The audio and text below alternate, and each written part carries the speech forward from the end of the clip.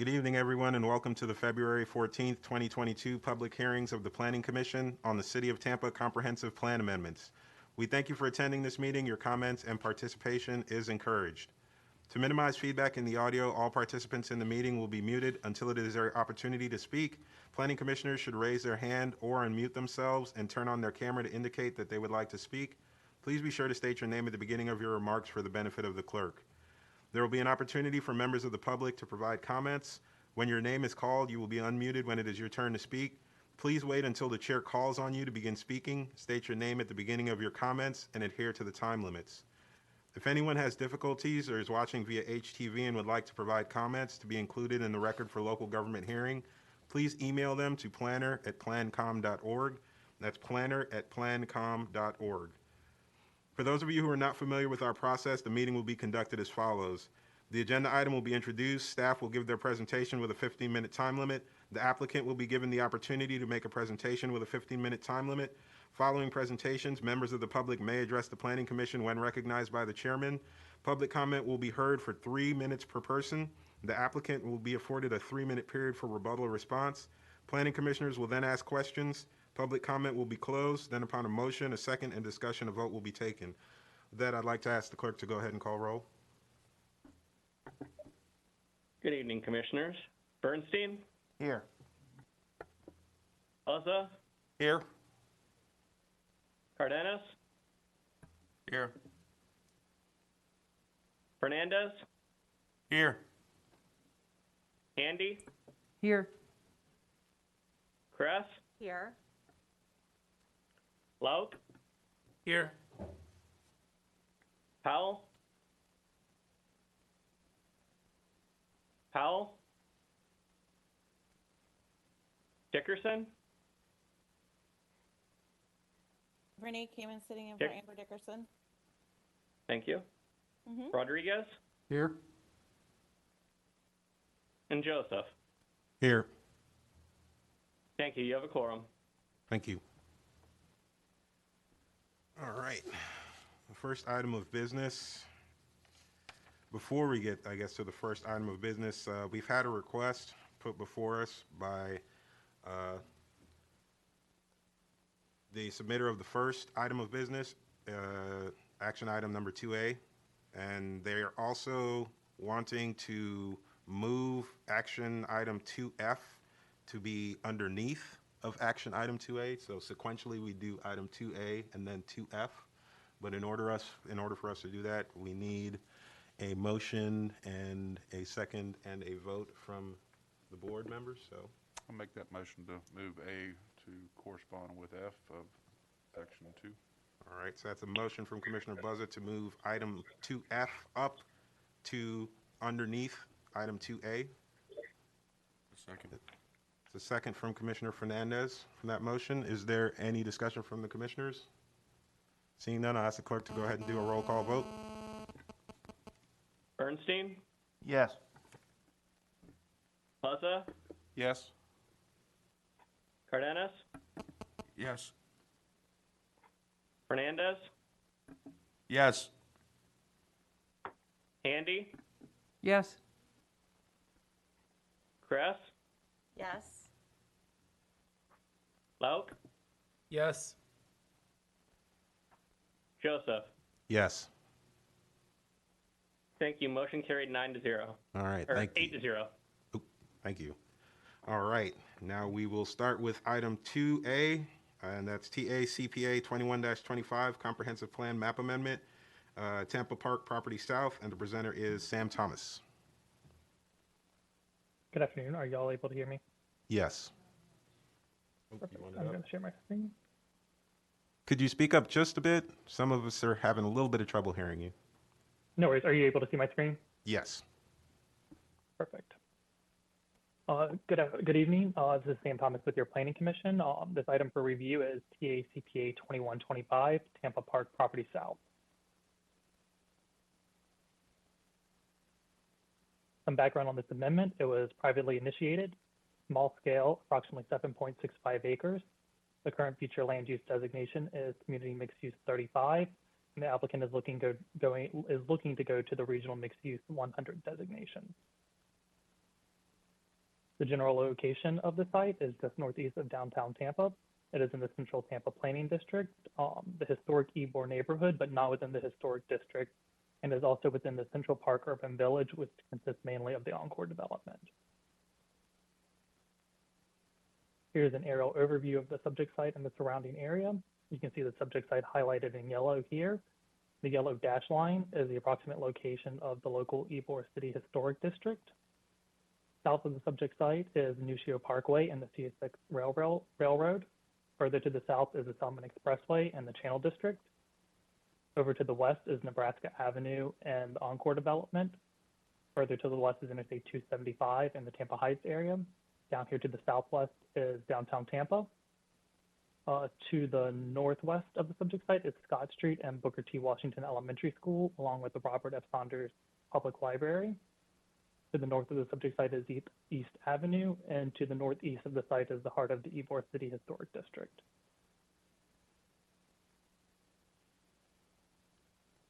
The subject site can be seen here on your left of the photo. You can see the Channel District in the background and downtown Tampa in the background as well. This is looking south down East Maryland Avenue. Here is looking at the subject site towards the east from East Maryland Avenue. You can see the port over here in the background behind the subject site and Nucio Parkway. This is looking west towards the subject site from Nucio Parkway. This is looking north towards the subject site, from East Scott Drive. You can see the top of Ybor City over here in the background.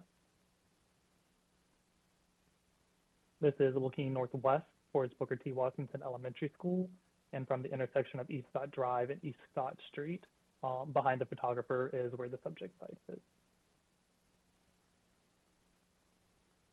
Here is the currently adopted future land use map. You can see the subject site outlined in the black dashed line and the pinkish purplish color, representing the Community Mixed Use 35 designation. There are additional properties recognized under the CMU 35 designation along North Nebraska Avenue and to the east in Ybor City. I would like to note these two parcels directly north of the subject site are a part of TACPA 2120, which had its hearing on November 8th. That amendment changed the future land use designation of those parcels to the Urban Mixed Use 60, and that change is not reflected on this map.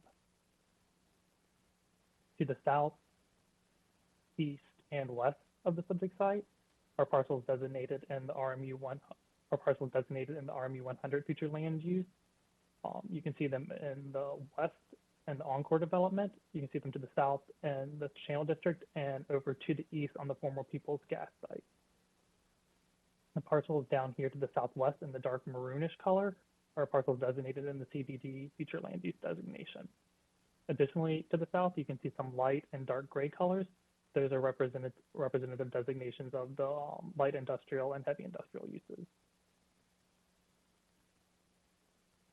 If the plan amendment is adopted, the subject site would go to the Regional Mixed Use 100 designation, like some of the surrounding parcels to the east, west, and south.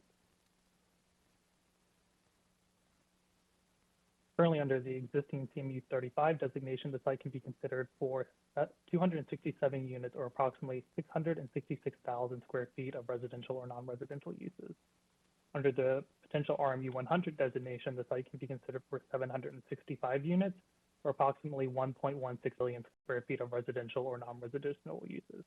The proposed amendment would allow for additional density and intensity and would introduce the possibilities of the RM35, RM50, RM75, and CI zoning districts.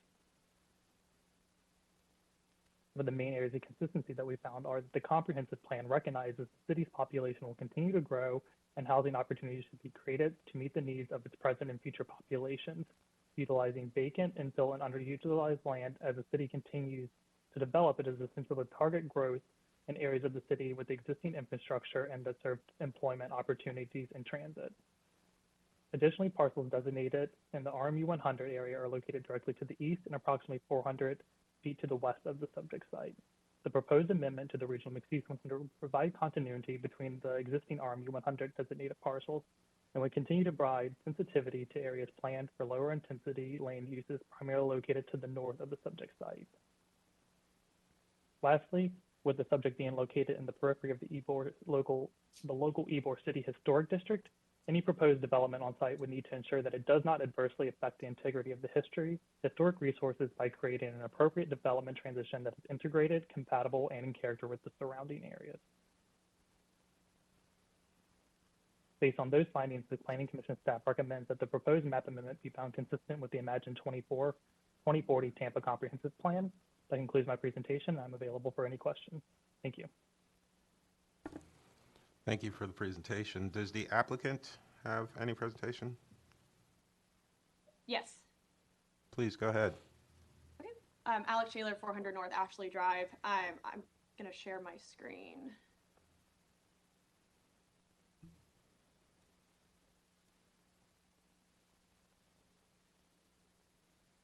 All right. Are you all able to see this PDF? Yes. Okay. Awesome. So I'm here to present on CPA, the map amendment TA CPA 2125. Next slide. So Sam did a good job explaining this. I wanted to give a little bit of background. TA CPA 2120, as was mentioned in staff's presentation, this area here was actually approved TCC second reading in January. So this has been amended to UMU 60 from CMU 35. The parcels in question today are these located here just south of those. In this blue shaded area, all of this is part of the proposed gasworks project, just for reference. These are the three parcels. The yellow dotted line is the CBD periphery. These are located within the CBD periphery. The red line is the historic district line. Everything north of that is in the historic district. As I mentioned, just a little bit of background so you can see it on both maps. Here are all the parcels aligned next to each other. As mentioned, this request is going to CMU 35 to RMU 100. The previous request was to UMU 60, given its location within the historic district and being sensitive to that. This was the approved map showing this amended as UMU 60. Again, our parcels are located just south right here for this amendment. So as mentioned, our request is CMU 35 to RMU 100. Just a brief summary of the entitlements under each of those categories. So from CMU 35, and this is supposed to be RMU 100, all this information is correct though, going from 30 units per acre to 100 units per acre. Different FAR, as you can see, this is noted that it can increase for vertical mixed use development and with bonus provisions met. I think that Sam did a good job of summarizing kind of both of these categories. So moving forward through that, as mentioned, we do have staff's recommendation for consistency with this specific plan amendment. And we had showed this graphic during the original case with the northern parcels here. This is actually taken from the Central Park CRA plan, which was approved or adopted back in 2006. Originally had outlined these parcels as being RMU 100. So we thought that that was important to note that this has actually been a plan amendment that's been in the making for, relatively 16 years now. Again, just pulling additional support from the comprehensive plan. These are located within the South Ybor City area, which is close to downtown. As noted in the comprehensive plan, this has seen an increased interest in residential development over the past few years. And then all of these parcels are also located in the Central Park Urban Village, as shown. To wrap this up, just to give a brief summary in terms of requesting higher density, this section of land is located, as mentioned, very close to Encore, which is RMU 100, precedent in this area as well. Connecting some of the bigger density areas throughout the city, Tampa Heights, the CBD, downtown, Water Street, Channel District. As mentioned, we've seen an influx in population in Tampa in general, and having a place to put all these people who are coming to our city is important. So this seems like a prime place and a good opportunity to increase the density here so that we can accommodate some of that residential development. And with that, I'm available for any questions. Thank you. All right, we have a couple people sign up here for public comment. Some of them look like they might not want to comment, but I'm going to go through all the names anyway. If you're not interested in commenting, or you just signed up with the applicant to speak again, don't feel the need to comment, please let me know, and we'll move right along. All right, the first person we have signed up for 2125 is Graham Tyrell.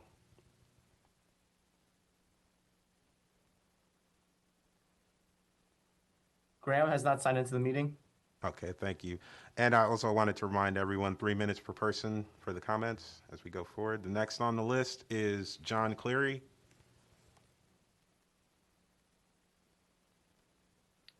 John has not signed in as well. Thank you. And next up, Tyler Hudson. Mr. Hudson, are you on the line?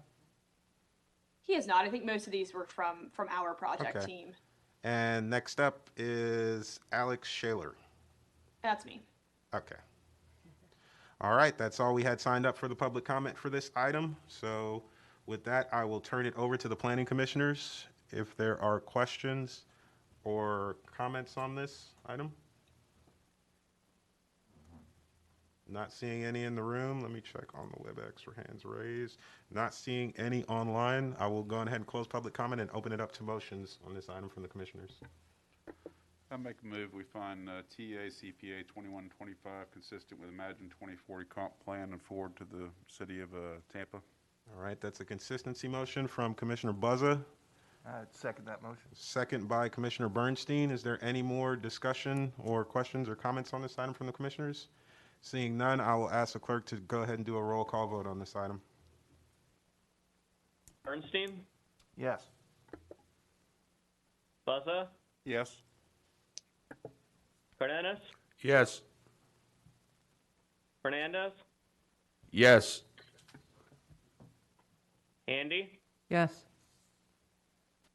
Kress, Yes. Loke, Yes. Joseph. Yes. Thank you. Motion carried 8-0. I think you're counting Commissioner Cardenas, and he's not here. It should be 7.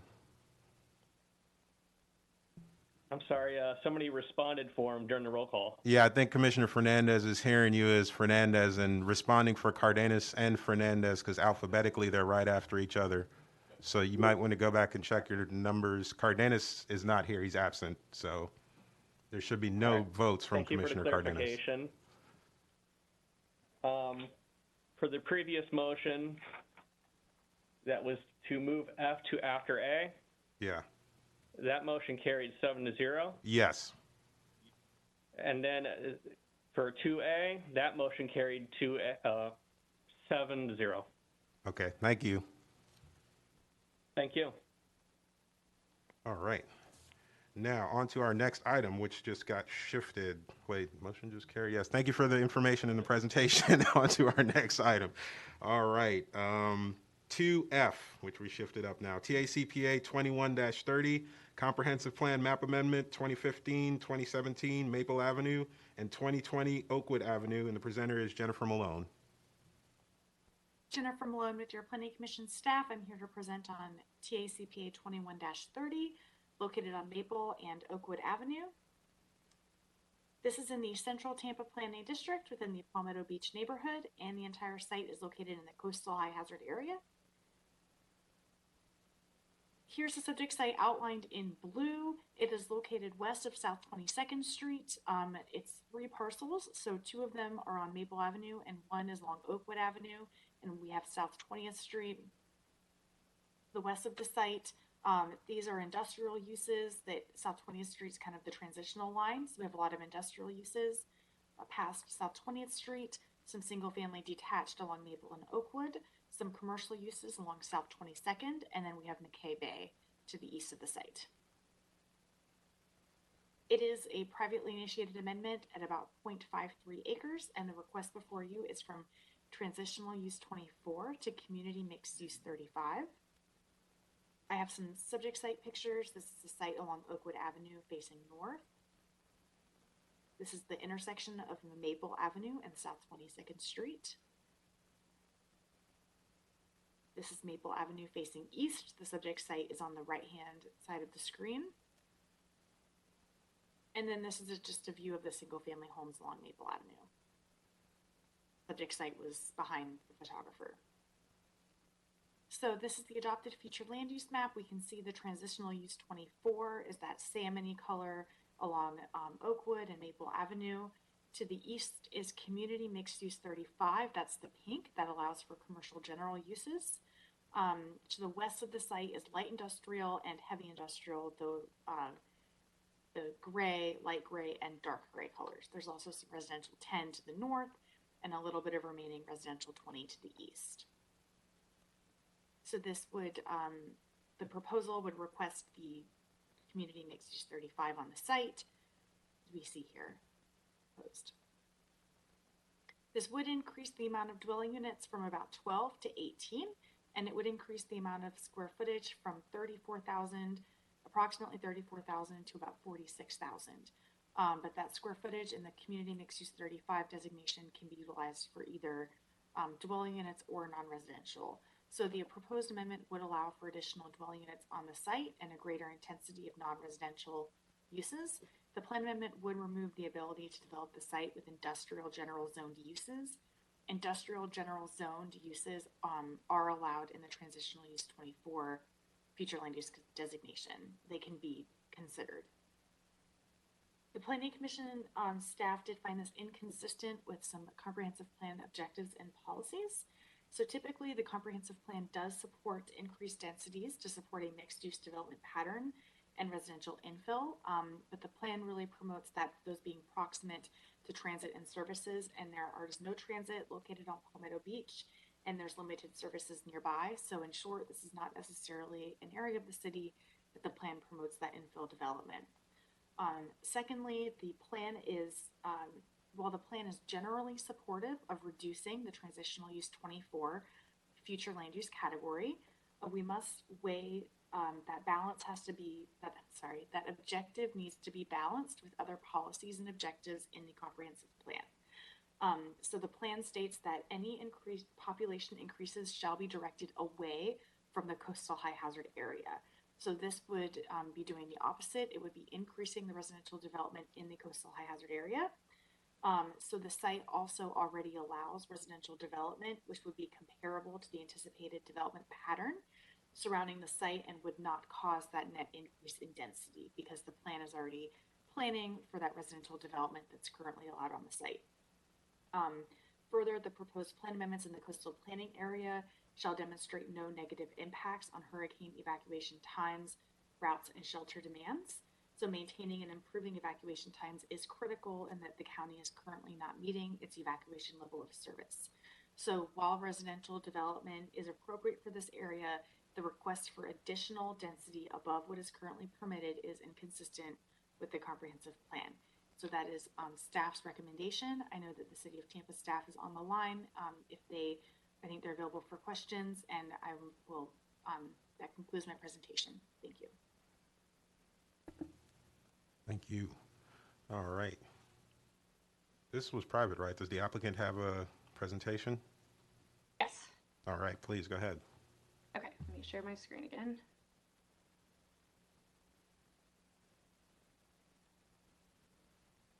Okay, are you guys able to see this? Yes. Awesome. Okay. Again, Alex Shaler, 400 North Ashley Drive.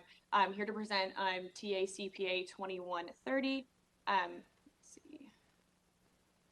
Again, great summary by staff. Location-wise, this is in between Maple and Oakwood Ave, right off of South 22nd Street, as these parcels are shown here. Our request is from TU24 to CMU35. Again, staff highlighted this request already graphically. Again, just a summary of currently versus what we're requesting, which is CMU35. So right now, density 24 units per acre with TU24. With CMU35, we would have 30 units per acre. Intensity by right in the TU24 is actually a 1.5 FAR. Going to CMU35 would be a decrease in the standard allowable FAR. Bonus, we could bonus to 2.0 FAR in CMU35. Again, that's bonus sought, and that's not standard. Standard is just 1.0. And then again, just a summary of the uses and the characteristics of each use, which are both supportive of multifamily, as mentioned. So the big concern here, and I mean, this was addressed in the staff report and, has been a topic of conversation with staff, is that this parcel is within the coastal high hazard area. We know that that's very prevalent. I understand that was a big portion of the review in this case. The coastal management section of the coastal high hazard area, this is showing, so there's two main objectives. There's objective 1.1 and 1.2. Objective 1.1 being to direct future population away from the coastal high hazard area. And then 2, as Jennifer already mentioned, was to maintain and reduce hurricane clearance times within the city. This is more detailed in the policy 1.2.5. which is to show that increase in densities would demonstrate no negative impacts on the hurricane evacuation times. This is something that will be addressed in the rezoning. So there will be an associated rezoning that will be filed for this property that the specific evacuation times will be addressed when the development intent is actually proposed, and not just with a general review of the land use as we're here to present tonight. So again, in comparing coastal high hazard area versus a project like this that's changing to a land use of mixed use, we wanted to just point out the fact that, you know, both the coastal high hazard area and the mixed use portions and policies in the comp plan are they're different in the sense that, I mean, they're both different sections in a 381 page plan. So for the coastal high hazard area, it's mentioned in 2 sections as shown here: coastal management and capital improvements. Mixed use is actually referenced in the land use section, the mobility section, community planning, environmental section, and then intergovernmental coordination section. So the coastal high hazard area, as mentioned, has 7 objectives, 2 of which are related to this proposed request, the ones that I showed on the previous slide. And mixed use is mentioned in 36 policies, 3 goals, and an objective in the comprehensive plan.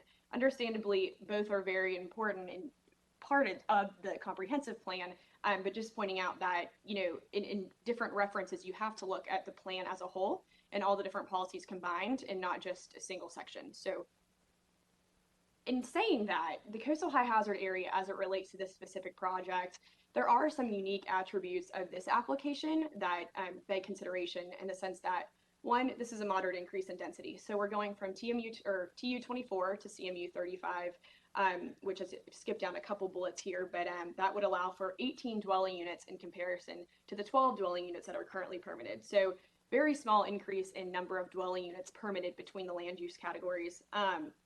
This is increasing to a land use category that's mixed use. The current developable FAR, as mentioned and shown in the chart on one of the previous slides, is actually greater in TU 24, which is 1.5 by right. We would be going to 1.0 by right with the ability to bonus to a 2.0. And then this comp plan amendment overall directs density from other areas of the city that are also in the coastal high hazard area that have had historically very significant neighborhood opposition. The vast majority of Palmetto Beach, as shown on this graphic here, is located in the coastal high hazard area, which is going to make any change from an industrial category in Palmetto Beach to a mixed use plan category inconsistent. And we felt like that was important to note as well.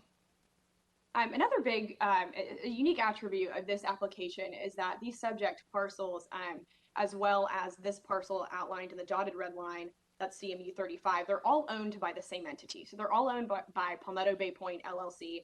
And I mentioned this on one of the earlier slides, but there will be a PD rezoning that will follow this comp plan amendment, and it will include all of these parcels, including the CMU 35 parcel, developed under one single plan. In addressing this comp plan amendment, it begs sharing that the TU 24 category, as outlined in the comprehensive plan, the long-term strategy of the city with this plan category is to actually reduce the number of parcels that are designated as TU 24, with the ultimate goal being to eliminate this plan category. So this plan category was made, and it designates parcels with no clear or identifiable development trend, and those are the ones that are labeled as TU 24. So as mentioned in the future, this is something that, you know, I think the city hopes to eventually, like I said, eliminate and move to a comp plan category that, as you see, is more prevalent. And as noted, CMU 35, as you know, we had shown and is shown again on this graphic, is directly east of the subject site. So you know, in the terms of vicinity, it seems like a great amendment for a land use category that is in the process or trying to be reduced in the future. So in pulling some comprehensive plan support, we went through and found some different sections that, as I mentioned before, you know, are supportive of this category. The Central Tampa Planning District, in which this is located, in the introduction section, actually of the comprehensive plan, it notes 3 big different components of this Central Tampa Planning District. 1 being to attract residential investment, 2 having stable neighborhoods, 3 creating livable streets. As you can see, I just pulled some quick phrases from each of them and noted some of the big important points of each one. And as you can see with these green check marks, I mean, the development proposed here, and regardless of that, the amendment in general, it is supported by the comprehensive plan in terms of the Central Tampa Planning District and some of those goals that and characteristics that they're wishing to accomplish there. Although this parcel is not located right along 22nd Street, as mentioned, same ownership again to the parcel to the east, A mixed-use corridor, I mean, in developing this as one general development, and we think that this furthers a lot of the mixed-use corridor comprehensive policies when developed as a whole. So if you look at land use policy 6.1.1, promoting redevelopment of existing corridors and the upgrading of existing development to create these vibrant and mixed-use boulevards, having a plan like this located right along 22nd Street with these parcels engrossed with the other parcel located on 22nd Street, that just furthers this goal of the comprehensive plan. 6.1.2 is very similar, having developments oriented to the street, again, and roping this and approving this as CME 35 and having it developed with the other parcel owned by the applicant to the east. We could accomplish these goals and have them oriented to the street and integrated in terms of a mixed-use corridor. Moving on to housing stock, which is, as mentioned in my previous presentation, I know it's one of those objectives and policies that has become quite important as of late. This specific application is very supported by the comprehensive plan in terms of the different housing objectives, ensuring that there is adequate amount of land planned for residential purposes.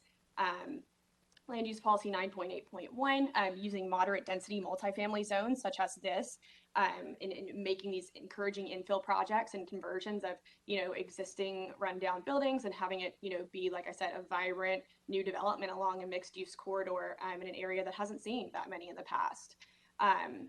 SHG objective 1.3, again, ensuring adequate supply of housing is available for all the neighborhoods in Tampa. And I think that's important. And it begs to note too, and this is written in the staff report, that there have been very, very few comp plan amendments in Palmetto. So this is, there aren't too many precedents for something like this in this kind of request. To kind of summarize everything in terms of comp plan support. So as mentioned, understanding the coastal high hazard area, that is an objective within the comprehensive plan. It needs to be reviewed accordingly. We completely understand that, but as mentioned, there are so many other objectives and policies in this plan that deserve to be included in a decision regarding an amendment for this parcel.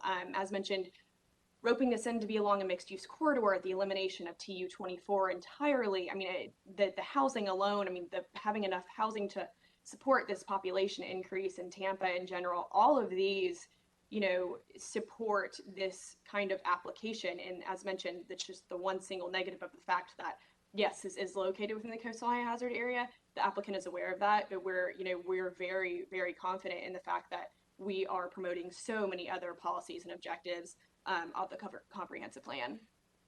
So my last slide tonight is noting out the location of these parcels in comparison to an overall Tampa higher density development. So as you can see, the area to the north, that's the General Gas Works area, Encore, and that area isn't even circled over here on this part of the map. But then you got the Channel District and the downtown Tampa district, all of this with very, very high density development. And as we come along too, people are going to be looking for places to live. Palmetto seems like a very justifiable choice, minus the coastal high hazard area implications. It seems like an area where we could push development without, as mentioned before, significant neighborhood opposition, without, some of the other bigger issues that I think other parcels have faced. I think that with Palmetto and the approval of this comprehensive plan amendment, we can start to see more of an increase in residential in an area that could definitely support it. And with that concludes my presentation, and I am available for any questions. All right, thank you. We had just a few people, 3 of them sign up, and looks like a couple of them maybe with the applicant, but you'll still get called and get to deny anyway. I would like to remind everyone 3 minutes a person, and we will start off with Dylan J. Dylan. I actually am the applicant. I'm here listening to make sure that everything goes well. Okay. And so I'm good. All right, thank you. All right, Tyler Hudson. Going once. Is Tyler Hudson on the line? Nope. All right. Tyler Hudson's not on. And Alex Shaler. Yes, that's me. All right. Don't want to say anything. All right. Moving on then, since we have no public comment, to open it up to the commissioners for questions and comments on this item. Like a question for Jennifer. Yeah, Is she still on the line? The presenter? Yes, I'm here. Okay. Jennifer, can you walk us through the coastal high hazard issue with I would assume at some point during building permitting or the PD plan that there would have to be some sort of mitigation to that. If that's the only thing that's stopping this thing, and I do like the fact that they're getting rid of the heavy industrial TU-24 component out of this, because that's a terrible land use category, looks like. Could you go through that with me and explain to me why the coastal high hazard issue is basically torpedoing this one for staff's perspective? Sure. So the coastal high hazard area is, it's set out, it's based on a slosh model that the state runs, and it changes every, I believe about approximately 4 years. And it doesn't, as far as any implications to the building design or the building code, I believe those go by evacuation zones. So I'd actually defer to Frank Hall with the city if he's on the line to maybe explain a little bit about how the city might, any standards that might be in place under the building code in this evacuation zone. But the coastal high hazard area is generally just setting out the policy about where there would be the increased flooding in times of an event, and where we should direct population away from. But the building design is kind of, I believe those go by evacuation zones, but I'm certainly not an expert on the next level. So I don't know if Frank is on the line and would speak to that, or I would just defer to, I think, yeah. Hey, Frank. Hello, Frank Hall, City of Tampa Planning Department. I do not have the evacuation zone maps available. Frank, to could me you at this speak moment. up? I'm sorry, I can barely hear you. I apologize. Sorry about that. Any better? Any better? Hello? Anything? Anybody? Is that better? Not much better. Could we get the turned up in here somehow, HTV, or whoever's in control of the sound?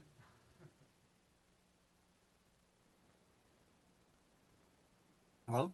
Any Frank, better? can you turn it up from your end? I've turned it up as high as I could. Okay. Do you have another mic that you can use, or use your computer mic? I am using my computer mic, I believe. Is that better? He sounds a little louder now. Yeah, I think you sound a little better. We'll try it out. Hopefully that works. I don't have the evacuation maps available to me at this time.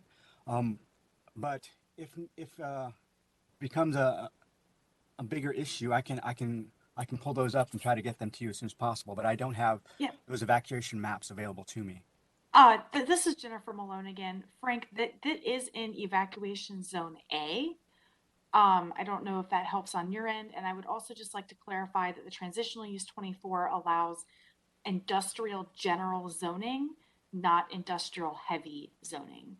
So it does allow some industrial uses, but it's not the industrial heavy uses that are allowed across the street. Frank, I don't know if knowing evacuation zone A might help you at all. No, not at this point, unfortunately.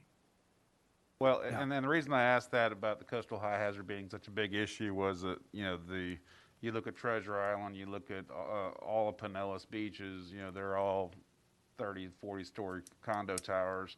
So if we're doing some sort of eventual apartment building on this parcel or something similar to that, that's, I wouldn't use the word elitist, but, to have that be the reason that this doesn't go forward, I think is maybe not to the Hillsborough County planning staff, but a little bit, elitist.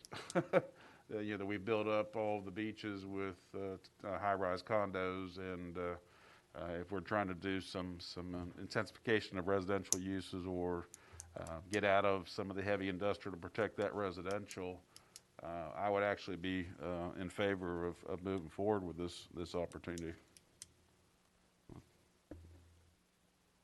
Are there any more questions? Commissioner Handy, yes. I'm actually very happy to see that you are finding this inconsistent because of the coastal high hazard area. I'm sorry, but I fail to see the analogy between the Pinellas beaches and their high rises and adding more of the same here in Hillsborough. Maybe I misunderstood the comment, but I think adding to the evacuation area, evacuation times and evacuation routes, and we are dealing with sea level rise and climate change here in this community more so than many others. And I think that there is a reason that we've designated coastal high hazard areas and that our comp plan calls for avoiding higher densities in those areas and avoiding higher evacuation times. It's historic. It's adjacent to a designated historic neighborhood. It is traditionally single-family homes. I agree with the finding of inconsistency because of the need to avoid exactly this type of urban development, which I would otherwise be in favor of, but in a coastal high hazard area, it makes complete sense to not be putting anything like that in an area that's designated such. Thank you. Thank you, Commissioner Handy. Commissioner Kress.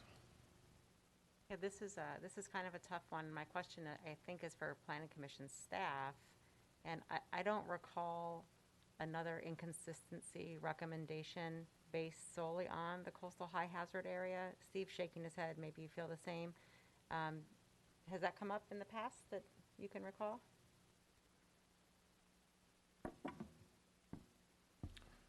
Jennifer Long, the Planning Commission. Is this still a question? This is still a question for Planning Commission staff, correct? Yes. Okay, sorry. There was another plan amendment on Palmetto Beach to the north of the site it's now, I think, Community Mixed Use 35. I believe that was the year 2017 or 2018. Staff found it inconsistent, and the Planning Commission recommended consistency, and that was based on the coastal high hazard area. That had a lot to do with that recommendation. But again, the Planning Commission did find it consistent. David Hay brought forward, I believe, 20-24 in 2020. That one, it was South 56th Street, very near the unincorporated county line. The coastal high hazard area did play a part in that recommendation of staff inconsistency, but it was certainly not. I think that there were some other incompatibility factors as well. But those are the two that come to mind for plan amendments off the top of my head with coastal high hazard area. Very good. All right. Are there any more questions or comments from the planning commissioners on this one? I did have a question myself. I was wondering what the city staff, was city staff in agreement with our staff, agency staff, or did they have further comments on the issue? Or the city staff was in agreement with the planning commission staff. We did have additional comments. We're in the process of working on an economic development plan, an opportunity development plan for that area. And at this point in time, we're still in the process of trying to figure out whether or not the existing recommendations would be consistent with any additional development. So we are in agreement with the planning commission staff, but we did want to note that we are in the process of doing a study for that area as well. A study to increase, intensify in that area? Not necessarily to increase intensity, no. We're looking at that whole, the economic corridor. I believe it's more on 22nd, but it touches along that area. So we did include that portion of the Palmetto Beach in this study. All right. Frank, Jennifer Moore, the Planning Commission. I just want to clarify, did the, okay, thank you. You good? Okay. Was there any more comments or questions from the planning commissioners on this one? Not seeing any hands on the WebEx. So I will go ahead and close public comment and open it up to motions from the commissioners on this item. Commissioner Buzza? Well, I'm going to start off by bucking staff on this and find that TA CPA 2130 is consistent with Tampa's Imagine 2040 comp plan for to Tampa City Council. I don't believe the coastal high hazard issue makes this a good deal. Commissioner, did you have any policies or any sort of objectives? We usually try to tie opposition to staff's findings to some sort of solid. My apologies. It was just in reference to the objection of the coastal high hazard area item number, which I don't have in front of me now because I've scrolled past it. Let's see if we can locate it.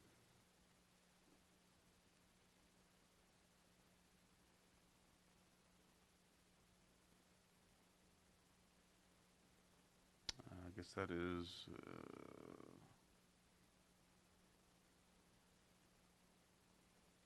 CM policy 113. Is that? No, I'm sorry, it's 116, limit new development in coastal high hazard area. So that would be my motion to find it consistent in opposition to the staff's finding of 116. All right.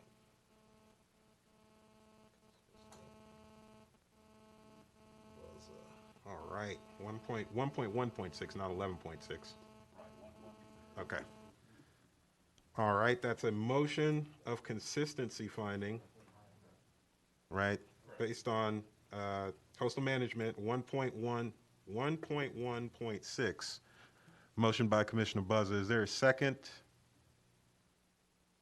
to that motion? Maybe if I could just get clarification on underlying motion. I'm looking at CM policy 1.1.6, and the policy is to limit new development in the coastal high hazard area. So I'm just trying to get a sense from Commissioner Buzza, is the desire to put forth a motion of consistency relying on that policy, or? It was an objection to that. Okay. So all the items that were listed, I agree with fully, and the only objection was to the coastal high hazard item, which is limit develop new development in coastal high hazard area, and that's 116. So I agree with all the items on there. The only one I'm objecting to is CM policy 116. Okay. So which? I don't know how to prove a negative by or Yeah, make a negative into a positive here. That Commissioner Handy's comment about this is a somewhat lower income neighborhood. I would like to see that development grow for residential purposes, or I use the analogy of Pinellas County beaches, but this is kind of an opportunity here for some more additional intensive housing, and also limiting some industrial uses, which is, I think, is kind of terrible in a single-family neighborhood like that. Okay. Are there any? Maybe I can ask Mr. Hay, or I see him getting ready to push the button. So, Mr. Robin, I don't know how I clarify that. I agree with all the items except for 116. That's why I'm finding it consistent. Commissioner David Hay, Planning Commission staff, I would recommend that you also potentially look at the mixed-use policies that were outlined in the applicant's presentation. There's land use policy 6.1.3 that states support proposals to convert non-residential properties along mixed-use corridors between major intersections to residential or mixed-use residential uses, and ensure the development is compatible with surrounding land uses. That might be a policy that you want to reference. I believe there's... That's 613. 6.1.3. All right. You may also want to reference land use policy 6.1.6, which talks about higher density mixed use development.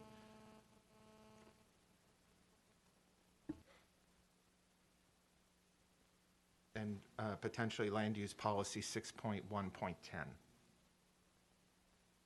And what was that reference on there? Because I don't have the applicant's package on my screen.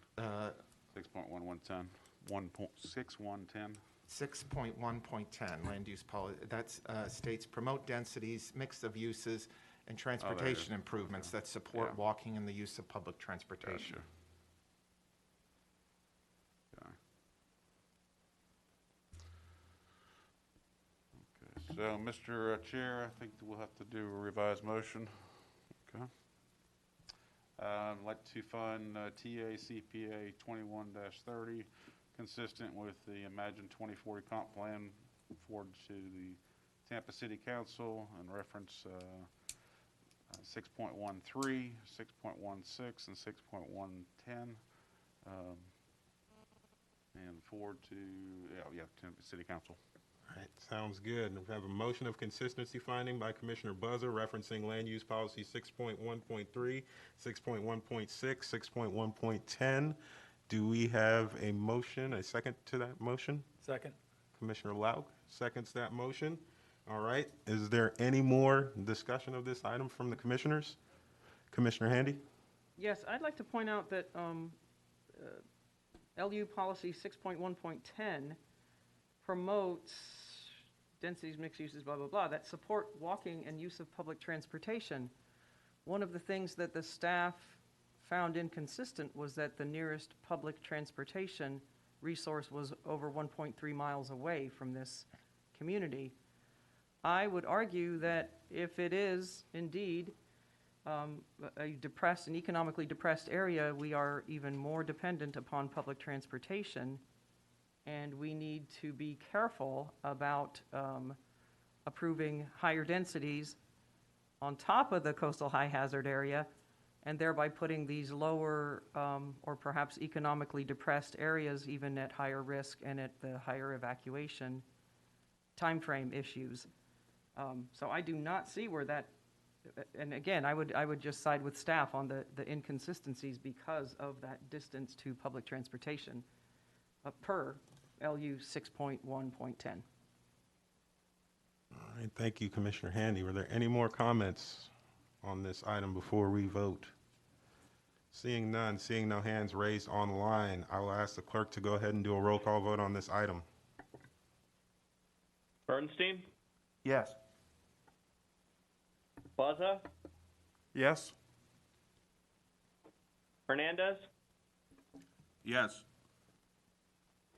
Handy? No. Kress? No? Lauk? Yes. Joseph? No. Motion carried 4-3.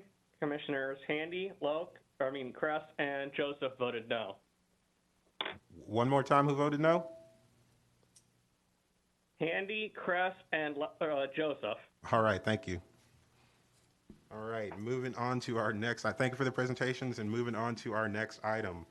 I'm all confused. 2B, TACPA 21-26, Comprehensive Plan Map Amendment, 8116 North Rivershore Drive, and the presenter is Danny Collins. Good evening. This is Danny Collins with your Planning Commission staff. This is TACPA 2126 for the property located at 8116 North Rivershore Drive. I do want to make a matter-of-fact comment acknowledging that Planning Commission staff is moving forward with this amendment. This is a cleanup of a long-standing issue with the parcel's land use.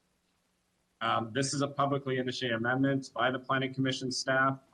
On review of a previous amendment adjacent to the subject site, Planning Commission staff discovered a portion of this site is recognized under the public semi-public designation, but is under private ownership. Planning Commission staff reached out to the applicant who agreed to move forward with this amendment. I do want to stress that this is a cleanup of a long-standing issue with the parcel's land use. This parcel has been under private ownership as far back as 1975. The amendment is small scale in size. It's approximately 0.42 acres. Subject site is designated public, semi-public, and then a portion is currently designated residential 35. The request is to recognize the entire site under the residential 35 future land use designation. Subject site is located in the central Tampa Planning District. It's in the Lowry Park Central neighborhood. and it's shown here on our locational map. Here's an aerial map of the subject site and the surrounding properties. The subject site is outlined in this black color, shown in blue. It's immediately to the west of Purity Springs Park, on the north side of North Rivershore Drive, north of the Hillsborough River. It is within a quarter mile west of North Florida Avenue. There are non-residential uses along North Florida Avenue. There are multifamily uses abutting the site to the northwest and also to the west the east of Purity Springs Park. As we move west along North Rivershore Drive, we get into a detached single-family residential neighborhood. Here's an image looking north at the subject site from North Rivershore Drive. Currently, there is a detached single-family residence that occupies the subject site. This is looking east on North Rivershore Drive. The subject site would be on our left. This is looking west on North Rivershore Drive. The subject site is on our right. This is another image looking east on North Rivershore Drive. Purity Springs, which is adjacent to the subject site, would be out of frame to the left. Here's the adopted future land use map. As you'll see, a majority of the subject site is recognized under the public semi-public designation, and then the northern portion of the site is recognized under the residential 35 designation. Purity Springs to the east of the subject site is recognized under the recreational open space designation. And then to the northeast and just east of Purity Springs Park is land recognized under the residential 35 designation. And then along North Florida Avenue is land recognized under this community mixed use 35 future land use designation. As we look west of the subject site and southwest, you'll see land recognized under the residential 10 future land use designation. And then we have the river just to the south of the subject site. This is the proposed future land use map, which recognizes the entire site under the residential 35 future land use designation. I do want to make a correction that these folios along North Florida Avenue are actually recognized under the urban mixed use 60 designation, not the CMU 35 that I mentioned in the previous slide. Here's a slide showing the potential impacts of the proposed change. Currently, the subject site can be considered for 3 dwelling units or just over 2,600 square feet of non-residential development subject to locational criteria. I do want to make a note that additional density intensity could be considered on the subject site and within the portions of the site designated public, semi-public. As proposed under the residential 35 designation, the subject site can be considered for a total of 14 dwelling units or just under 11,000 square feet of non-residential development. And again, that would be subject to locational criteria. I do want to make a note that the public, semi-public designation does not have a cap on density or intensity. It's determined by compatibility with the surrounding development pattern.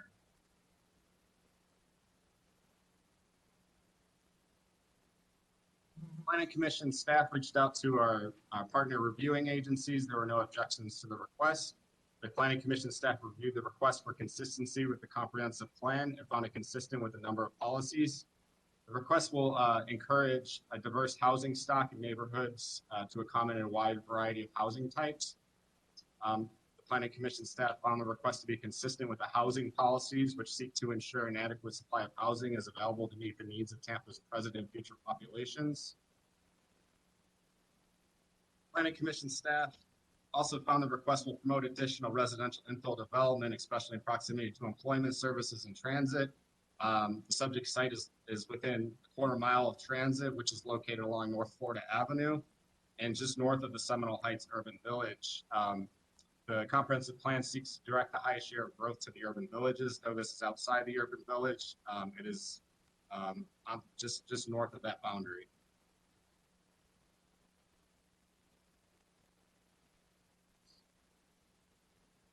The request will promote a residential development pattern that is consistent with the compact city form strategy.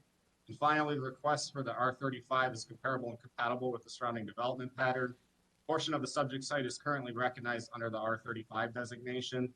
R35 land use category is also adjoins the properties to the northwest and is also, northeast, and is just east. R35 is east of the subject site on North River Shore Drive, and then it ultimately transitions to the urban mixed-use 60 designation on Florida Avenue. Based on those considerations, the Planning Commission staff recommends that the proposed map amendment be found consistent with the goals, objectives, and policies of the Imagine 2040 Tampa Comprehensive Plan.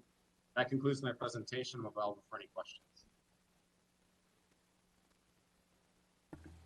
All right, thank you. Since this one's publicly initiated, we will kick it over to the public comments on this one. I'm assuming there's no applicant to do any presentation? No applicant. Okay. All right.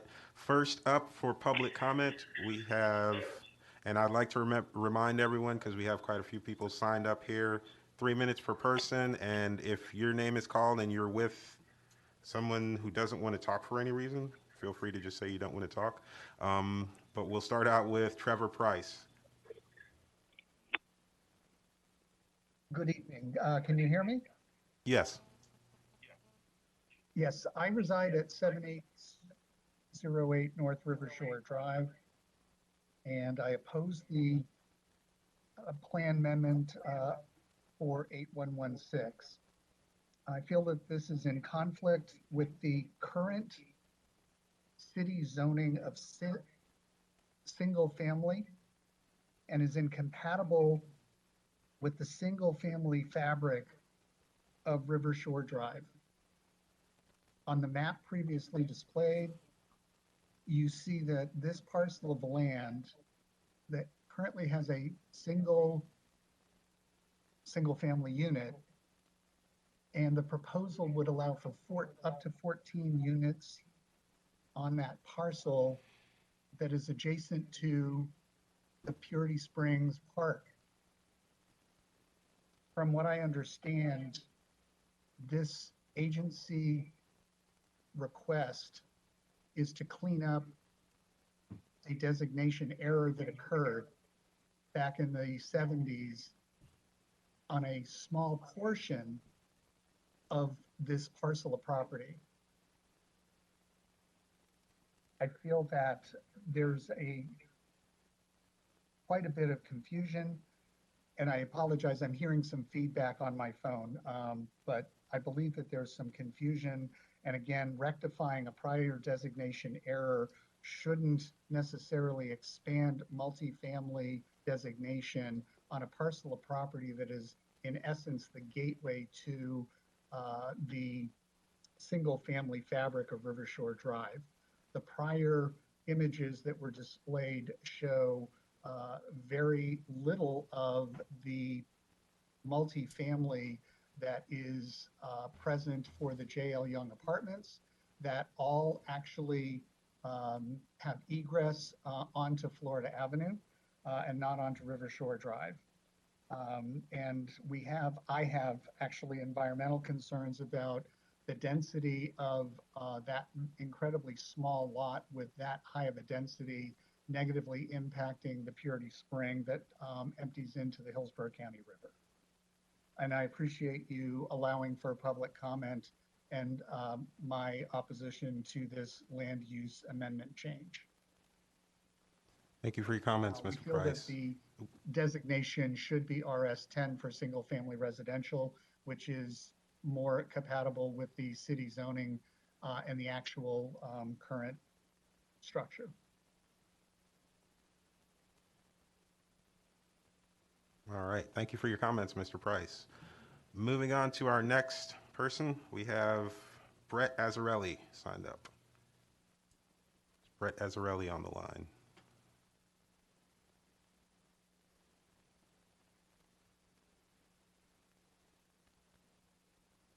I see him. I see the name. Brett, can you hear us? Yes, I'm not going to speak. Trevor spoke for me. We reside at the same residence at 7808 North River Shore Drive. Thank you. All right, thank you. All right, next up, we have Alan Soule. Alan Soule.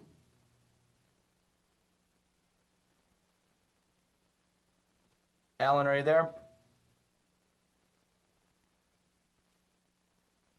Can you hear me? Yes. Yes.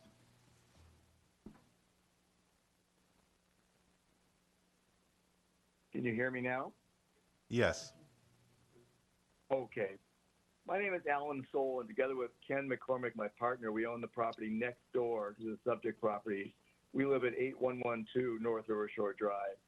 We're opposed to the proposed land use planning designation change for our next door neighbor's property, which would allow a land use designation to be changed to R35 multifamily. There was an old mistake back in 1975, which we can trace very specifically down to a lot split involving a portion of our property and the neighbor at 8116, whereby our property and every other property on River Shore Drive was designated R10, and 8116 was designated R35 or public, semi-public. The motion before you is to change semi-public, public, and R35 to R35. I submit the answer is not A or B or all of the above. It's none of the above, because we can't be making present-day land development decisions based on a mapping mistake made decades ago. This property was never supposed to have been R35 back in 1975 when these units were built. It should have been R10, as was the remaining property that was split off on the lot split for 8112. R10 single family is the most appropriate use for 8116 North River Shore Drive, because it's a land use designation that maintains the character of this close-knit park-like single-family residential street. We want to discourage the demolition of single-family residences per the comprehensive code. We want to maintain the character of single-family residential areas and discourage demolition of single-family homes. We want to maintain the current density and character of single-family homes. Injecting 14 units into this small property would overwhelm the street that only has, I think, 12 homes on it at the present time. Therefore, we have to ask, what is fairness? Fairness demands that the use designation remain single-family. We don't want to do anything that would invite the demolition of a single-family home on River Shore Drive within feet of our swimming pool and beautiful backyard. I have my selfish reasons for saying this. We love living on River Shore Drive. We won't enjoy living on River Shore Drive with 14 units peering over our fence into our backyard. Please vote against this proposed amendment. Thank you. Thank you. All right. Next up on our list, we have Kenneth McCormick. Ken McCormick is my partner. I spoke for him. Sorry, I'm going to speak. All right. Please go ahead. Just a really short time. I just want to reiterate the fact that I feel like this is a mapping mistake that happened about in 1975, because all those properties on that side of the street, including the one, we're part of that project, they were all mapped as R10, except that last property there, which is 8116. It was a mistake. When they mapped out the zoning for the city, they mapped it out as RF60. All of the lots were mapped as RF60, including 8116 River Shore Drive. This was all a mapping mistake that happened. And I really feel like you're taking this mistake. You have this property now that doesn't make any sense. The zoning for it doesn't make sense, and that's why you're trying to fix it. That's just because they made a mistake in 1975 when they did the mapping. And they didn't change it to R10. And my feeling is if you make a mistake like that, you should correct it to what it should have been. And it should have been R10. And that's what you should correct it to, not to something that's connected to it because it happens to border. That R35 is there because they've made the border a little bit off, for the R35, a little bit off of the LJ Young Gardens up there. It's not meant to be part of that property. And I say, please, you should change the zoning to R10, which is more appropriate for the area and actually is correcting a mistake from 1975. Thank you. Thank you. All right, next up we have Richard Fine. Can you hear me? Yes. Okay. Happy Valentine's Day. Yes, I can hear you. Okay. I agree with everything that the previous speakers have mentioned to you. In addition to that, however, I'd like you to consider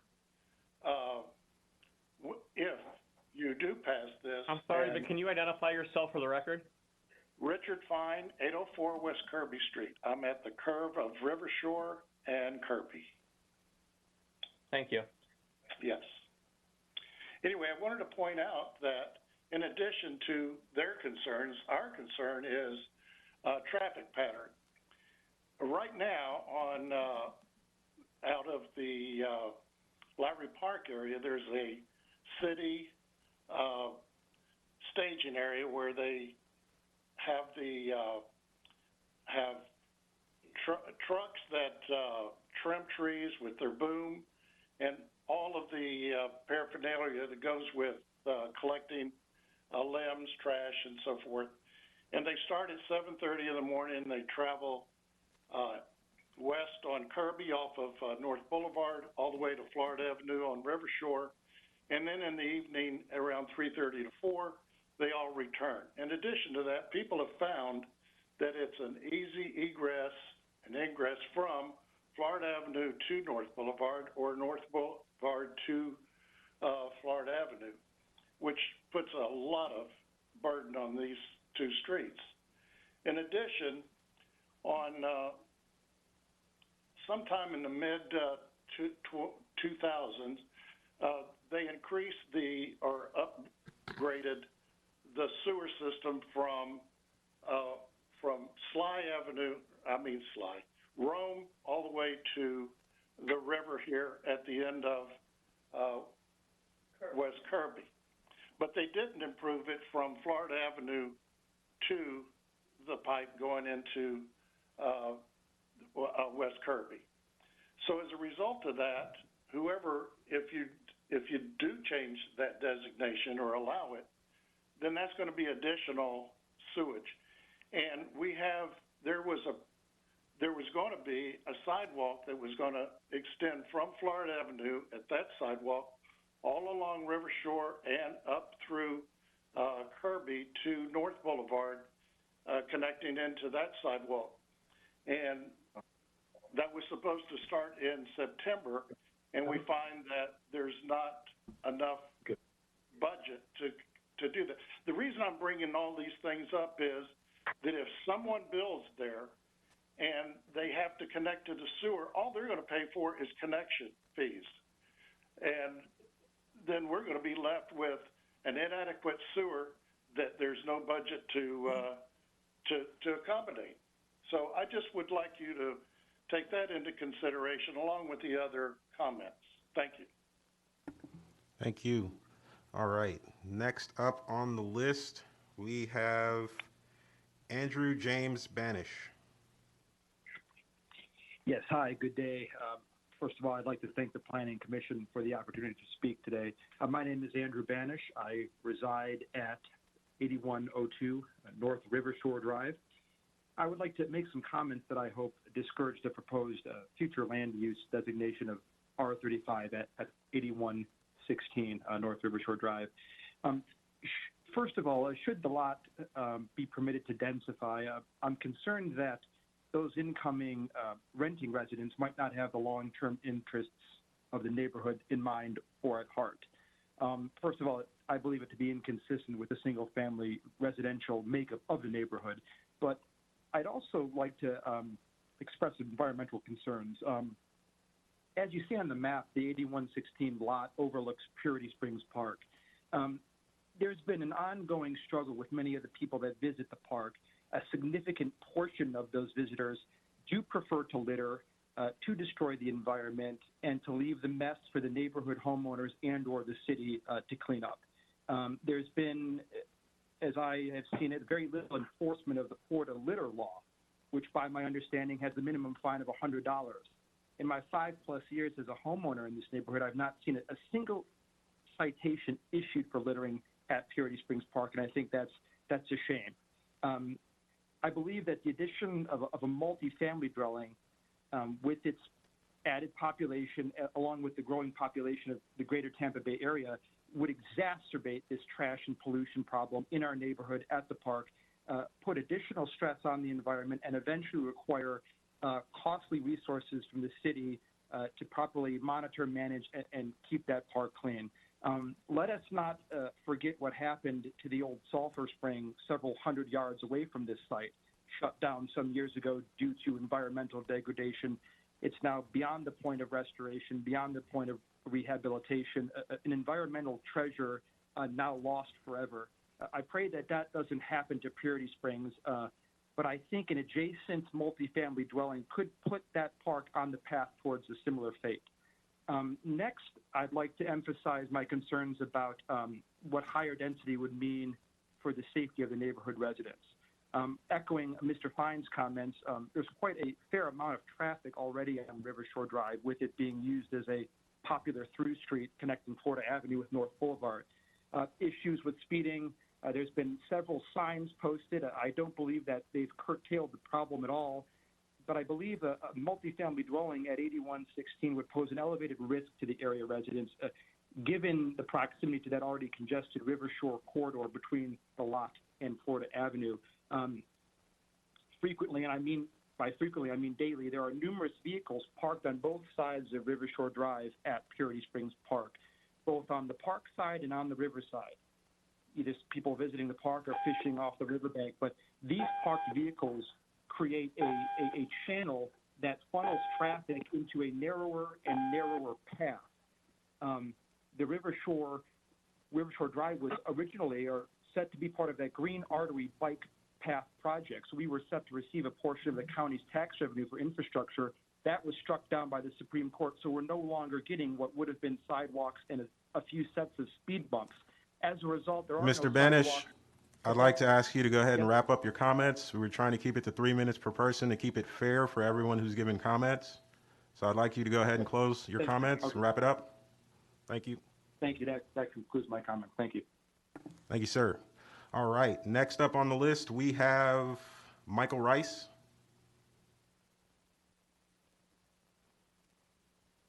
Michael Rice. Yeah, hi, this is Michael Rice from 8106 North River Shore Drive. Can you hear me? Yes, please go ahead. Excellent. I'd like to continue off of what has been stated. I agree. I'd like to oppose the proposition put forth. In the less than a year that my wife and I have lived in this area, traffic is certainly an issue. I would think that adding a potential of 14 additional units would only increase that. We have no sidewalks, and when you're going for a post-walk after dinner with your dogs and pregnant wife, it can be very challenging to have that concern with traffic as it is now. If you add additional units, we think it's only going to increase from there. I agree that it seems incompatible. If you looked at the map that was previously presented, it was all 10 except for the proposal to change the opening house that will be on our street. I'll keep it short and sweet. I think most of the points have been covered already. My main concern is safety, the environmental degradation, and the fact that it is incompatible with the single-family homes that we have on this street. Thank you. Thank you. All right, that is the end of my list of people we have signed up for 21-26. So I will send it back to you, Mr. Collins, if you wanted to rebut or answer to some of these comments. I don't have any additional comments at this time. Okay. All right. We will then turn it over to the commissioners for questions or comments on this item. Commissioner Handy? When I first read about this proposal, I had the same question, and perhaps staff can assist me with this. Why not the Res 10? I mean, I do understand that a portion, that little northern piece of the parcel was the Res 35, but because the Res 10 is the same as the adjacent on the other side, next door, why was the staff, when the mapping correction, as some of the residents like to call it, Why did it automatically go to the 35 instead of the 10? This is Danny Collins with Planning Commission staff. A portion of the site is currently under the residential 35. It's the northern portion of the site. When we looked at the surrounding development pattern, we thought the R35 was appropriate because there is R35 to the northeast of the site. Also, as you move kind of east towards Florida Avenue, there is R35 just on the other side of Purity Springs Park, and then ultimately there's UMU 60. The comp plan allows, supports transitions from single-family areas to, or uses multifamily areas as supports the transition from multifamily to single-family. So we thought the R35 would be appropriate on this site. Okay, thank you, and I get that. And I do see where the comp plan clearly talks about the transitions to the higher density and multifamily neighborhoods. However, in this case, to the west and northwest, it's clearly a historic single-family, one of those older Tampa. I'm familiar with the Lowry Park neighborhood, the Lowry Park community. It's one of those older Riverside, classic Florida neighborhoods. And I can see, and I'm impressed by the number of residents that are speaking out and concerned about their neighborhoods and their future. And I would like to, again, there are certainly definitely some goals that point to that transition that Mr. Collins spoke of. However, I would like to point to the LU 1.2, creating inspired urban design while respecting Tampa's human scale, unique history, aesthetics, natural environment, and sense of community. I think here these neighbors have expressed all of those things. We've got the Hillsborough River, we've got Purity Springs. I think that the natural environment, the sense of community, the history, I think those are all very important things to consider when we're making the decisions on transitions. I think we've got plenty of that transition happening in the direction of Florida Avenue. I'm also concerned about what Mr. Fines and others said about the traffic and the cut-through. I used to live in a neighborhood just like that in Tampa, and yeah, the cut-through was definitely problematic to the residents. I think there could be unintended consequences with adding not additional density in a few more homes, but not the higher density. I think I would be opposed to that. I would also like to point to other policies. LU 1.2.3, LU 3.5.3, promoting development that respects historic character and pattern of the central city neighborhoods. 9.2.2, to consider the impacts of development on the existing physical and social framework and character of the affected area, and discussed during the development review process, which is what we're doing here. For those reasons, I would not support the consistency, because I think there are enough residents that are concerned, and I think they have enough valid concerns, and I think that they are pointing to, and I can see the inconsistencies based on these comp plan objectives that make me not want to support the finding of consistency. Thank you. All right, thank you, Commissioner Handy. Commissioner Buzza. Mr. Collins, this is Matt Buzza, Commissioner. When I was reading this package yesterday, that's in full agreement with Commissioner Handy. This is a Scrivener error from, we don't know what date, but 75 is when the house on this subject property was built. The 35 designation on that tip of the parcel there, there's clearly just a Scrivener's error from the apartment building that was built to the north of it.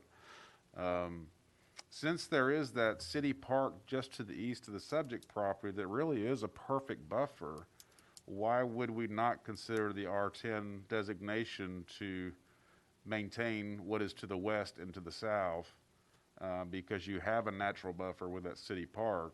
Why would there be a need for the R35 designation for this property? if we're going back and correcting a Scrivener's error, and this is all publicly initiated, and the client or the property owner hasn't an opinion either way, why on earth would we not want to go to the R10 and maintain that neighborhood?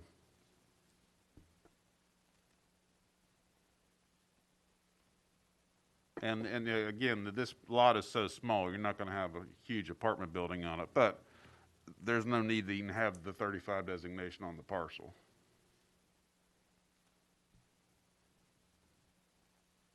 That's a question for Mr. Collins, yeah.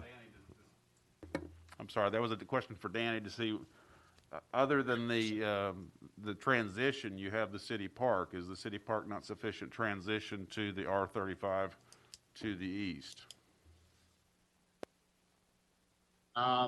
Well, to touch on the multifamily component of it, currently the site can be, it is there's a portion within the R35. The public, semi-public designation is pretty intense. It doesn't have a cap on density or intensity. Multifamily uses could be considered within the public, semi-public designation as is. The site is in proximity. The plan supports residential uses in proximity to transit. There's transit available on North Florida. Like I said earlier, it is a transition from the UMU 60 more intensive categories to the single family, which is supported by the plan. So that's kind of how we were looking at it. Right, but since it's really, I mean, if you look at how it looks on the map, it really looks like a Scrivener error that the folks that put that on the map in the 70s went one parcel too far with the city park designation line. So, we're kind of splitting hairs here, but if it's up to the county, why can't we consider that R10 and put this thing to bed for the neighborhood, and already having the city park there makes it a perfect transition into the residential apartments next door and to the northeast. That R10 is a clear way to go. Unless anyone has a better argument. I don't understand it one lick while we're looking at 35 on this. Did you want to chime in, Mr. Hay, or? Commissioners, David Hay, Planning Commission staff. Just some clarification on some stuff. What staff found was a Scrivener's error was the public, quasi-public portion, not the R35 portion that's on the site, the portion that's already designated the R35. So that's a distinction that I think staff's understanding of the situation is that the public, quasi-public, is driving the issue with the map request. Regarding the residential 10, I believe that is within your right to consider and recommend to the elected officials what best category that you all determine is the best category for the site.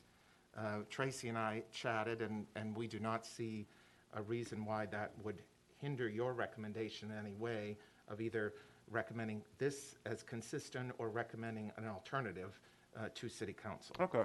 Yeah. Well, and I looked at the maps on Sunday, and then it's a platted subdivision. The city park was to the east, so the fact that there's a tiny little sliver of 35, even public use 35, is a Scrivener. I'm in banking, and I look at surveys and legals all the time, and things happen. I mean, sometimes it's just a boo-boo. So I would say that to assuage the neighborhood and the fact that really nothing can be built there that is going to go to that level of intensity, that an R10 would be, and I'd be, once we get to that point, I'll be glad to make a motion in that regard with land use policies to support it. And just for some further clarification, if you all do recommend residential 10, the density based on the acreage, the site could be considered for 4 dwelling units based on that density. So just for the record. All right. Commissioner Lauk, I believe you had a question or a comment? Yes, thank you. Question for staff. In the existing land use section of the staff report in 1.3, I see North Florida, West Stanley, East Waters cited as existing developments and surrounding land uses, but I don't see anything regarding North River Shore, the actual street that this is located on.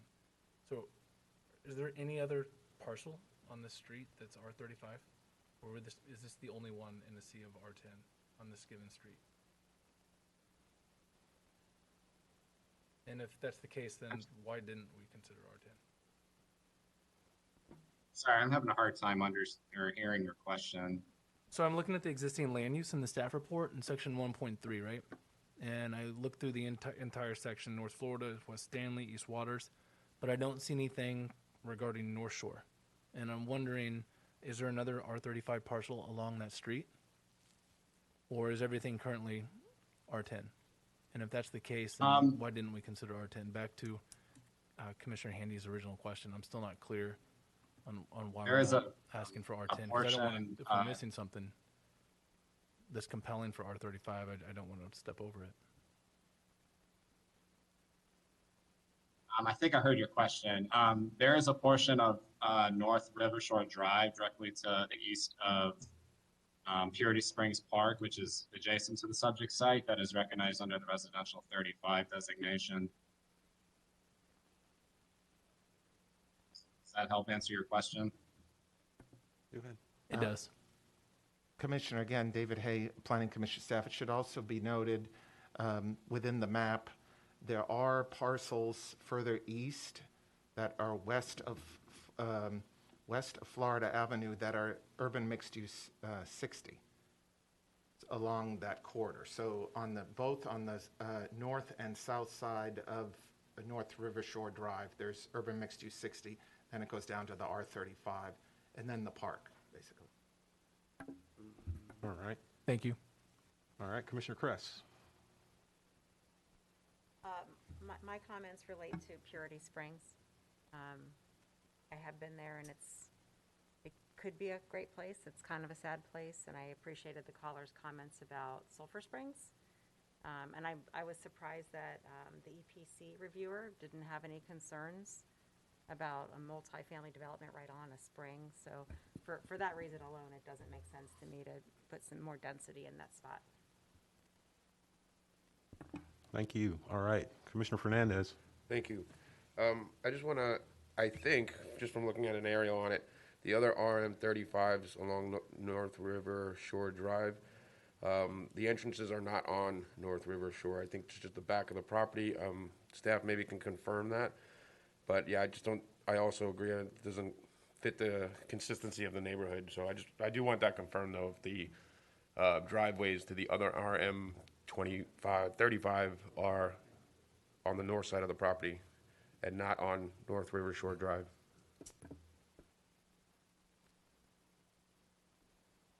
Mr. Collins, you get that? Yeah, I'm sorry, I'm having a hard time hearing. I think the question was were the properties to the other R35 piece or not ingress and egress is in on Rivershore Drive. Is that the question? Correct. Okay. I believe they are not off of Rivershore Drive. Okay. All right. Are there any more? Let me check the WebEx because I haven't looked on the WebEx in a while for raised hands. Are there any more comments or questions on this item from the commissioners? I see Mr. Hayes got something to say. Commissioners, David Hay, Planning Commission staff. In discussions with Tracy, we would recommend that this item be continued due to the fact that if you all do proceed to recommend a residential 10, it could be potentially considered a down planning because a portion of that site is already R35. For us as an agency to look at parcels with split land use, we would need a survey. And that was one of the reasons why staff went with the R35 originally, was because typically when we do whole folios, the record is the folio. So if the board does decide that they want to move forward with a R10, that might cause a down planning issue. Well, That certainly clarifies. the property owner has rights to that property, and that would be the, Yes, it's a good catch there to you'd be do. down planning But that may be, just because, again, it's a Scrivener error from 75. At some point, someone made a boo-boo on the map. Otherwise, you wouldn't have had a sliver of a platted subdivision separated by a park and a R35 apartment building to the northeast, that maybe the county or the homeowner and the county split a $420 survey fee and take care of that for the Right, and for we the don't have designation. to. That'd be up to the homeowner whether they want to pursue that or not. But go ahead. I'm sorry. Just as for staff's perspective, we will need to somehow figure out a way to correct the public, quasi-public, just because it is a privately owned parcel, and we're going to have to try to figure out another approach to correcting, because Well, with the tabling and going back to the homeowner in regards to a survey, and then going back to considering an R10, resolve that. it potentially could. That could be Yes. one of the I would be solutions. much in favor of that, rather than just going with this and opening this can of worms that doesn't need to be opened. So. Commissioner, I would recommend that that this particular plan amendment be continued to the next planning cycle, so that there be time to do that and bring it back to the board. And that was a good catch about the property right, the owner's property rights, so. All right, there's discussion done on this item. Are we set, Commissioner Andy? Yeah, just one last question, just for clarification and my own edification. So it would not be possible to leave that little section that's already 35 because it's one entire folio? Is that the issue? Yes, okay. Yes. Tracy just answered that. Yeah, Okay, okay. yeah, okay. All right, I just wanted to make sure I got that right. Thank you, thank you. All right, any more comments? Any more discussion on this item? Commissioner Buzza, is that discussion or just? I'm ready to make a motion now. Oh, No okay. one's to have any discussion. Let me check one more time and I'll hand it on over to you. All right, seeing no more hands or lights, then I'll open it up for motions. Commissioner Buzza? Based on the help of our attorney, I'd like to table motion TACPA 2126 to the next meeting to allow staff time to review. Commissioner, may I ask that tabling requires a different process to get it back before the board? Oh, it does. I would strongly encourage you to continue this particular item as opposed to tabling. Okay. Well, I will revise my motion to continue TACPA 21-26 to the next meeting. March. Right, yes, The Mr. March Hay. meeting, March 22. Can't remember what year Commissioners, I'm in. sorry, David Hay again. I would recommend that this continue to the next cycle, just because for the next meeting, we're already finalizing our documents already for the next meeting. So the next. So the next cycle, what is the definition of next cycle? Then is that June to August, or I think for the September, December? Is it 3 months? It could quarter? fall into the February cycle, because that has just started. So Okay. we could move it into the February cycle. So that would come back to you April, May for a May decision. That's fine. All right, so next cycle. So I'm going to re-amend this for the third time. All right, so I'm making a motion to continue TACPA 21-26 to the next cycle to allow time for staff to investigate the R10 option with the homeowner. All right, very good. We have a motion to continue TACPA to the next cycle. Commissioner Buzza, second from Commissioner Fernandez. Is there any more discussion on this item from the commissioners? Seeing none, I'll ask the clerk to go ahead and do a roll call vote. Bernstein? Yes. Buzza? Yes. Fernandez? Yes. Andy? Yes. Kress? Yes. Lauk? Yes. Joseph? Yes. Thank you. Motion carried 7-0. Thank you. All right, on to our next item of business. Phew, what a meeting. 2C, TACPA 21-27, Comprehensive Plan Text Amendment, 10-Year Water Supply Facilities Plan, and the presenter is Diego Guerra.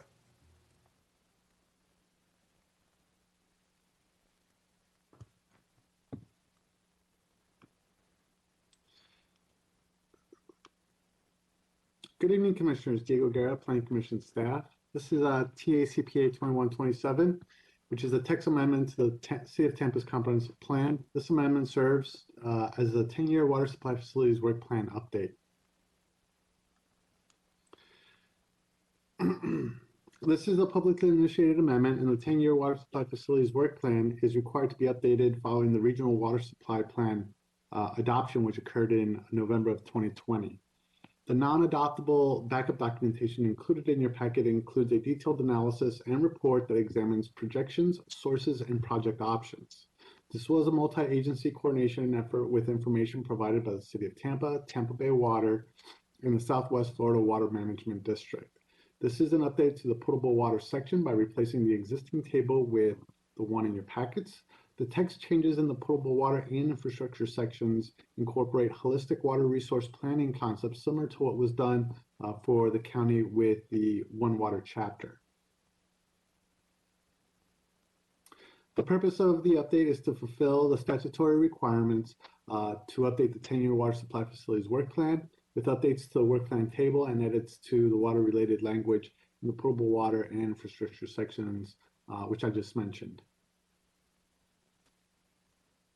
Planning Commission staff examined the plan amendment with respect to the goals, objectives, and policies of the Tampa Comprehensive Plan and found the plan amendment consistent with the intergovernmental coordination and potable water policies related to ensuring consistency of the plan and the Southwest Florida Water Management District's regional water supply plan, environmental objective related to the conservation and reuse, and the amendment is also consistent with potable water objective 1.2 to satisfy potable water demand.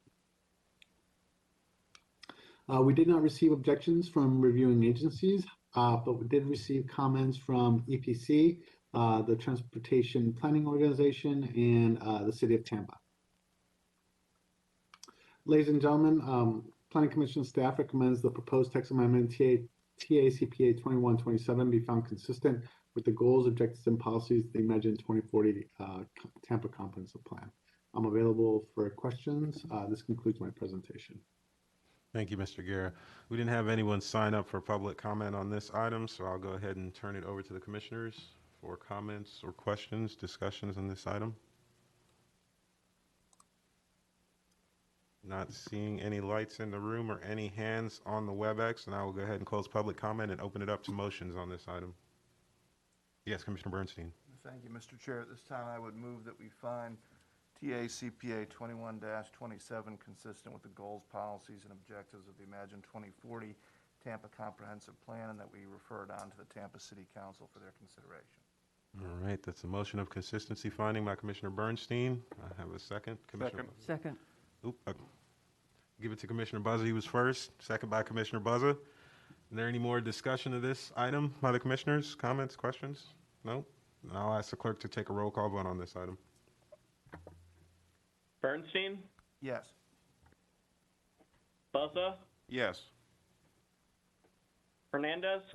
Yes. Handy? Yes. Kress? Yes. Lauk? Yes. Joseph? Yes. Thank you. Motion carried 7-0. Thank you. All right. Thank you for the presentation. Our next item up is 2D, TACPA 21-28 Comprehensive Plan Map Amendment 201 and 203 East Cluster Avenue, and the presenter is Jennifer Malone. Jennifer Malone with your Planning Commission staff. I'll present on Plan Amendment 21-28 on East Cluster Avenue. This is located in the Seminal Heights Urban Village in the Central Tampa Planning District, as well as in the Seminal Heights, Old Seminal Heights neighborhood. The subject site is outlined here in blue. It's just east of North Florida Avenue. There's a variety of commercial uses along North Florida Avenue. To the north of the site is a car repair use, and then across to the north of the site, across North Florida Avenue. This is a self-storage facility. We have Bo's Ice Cream Shop to the south, and then single-family detached to the east of the site. This is a privately initiated small-scale amendment at 0.35 acres, and the request is from residential 10 to residential 20. I have some site pictures. This is a portion of one of the sites on 203 East Cluster. Here's 201 East Cluster. This is being utilized as a duplex. Single-family home along East Cluster Avenue, directly across from the subject sites. East Cluster Avenue facing east. North Florida Avenue was behind the photographer. And this is 1 block north of the subject site, East Hamilton Avenue facing west, towards North Florida Avenue, so we can see that self-storage facility and some of the new development along this corridor. So this is the adopted future land use map.